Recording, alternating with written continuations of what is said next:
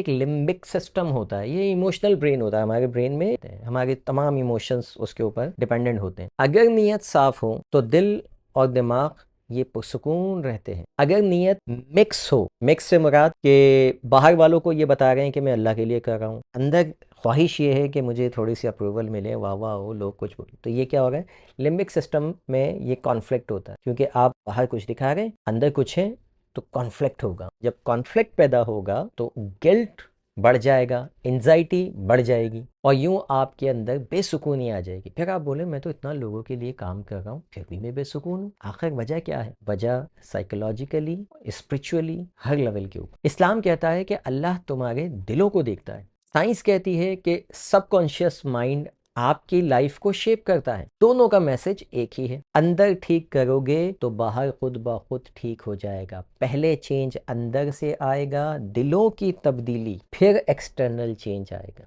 आज खुद से एक सवाल पूछें, मैं ये काम क्यों कर रहा हूं? कोई भी काम जो आप कर रहे हैं, अल्लाह के लिए या लोगों के लिए? क्योंकि नीयत छुपी होती है लेकिन इसका असर पूरी जिंदगी पर नजर आता है। अगर आपको ये वीडियो पसंद आई हो तो हमसे जुड़ने के लिए इस चैनल को सब्सक्राइब कर लीजिए।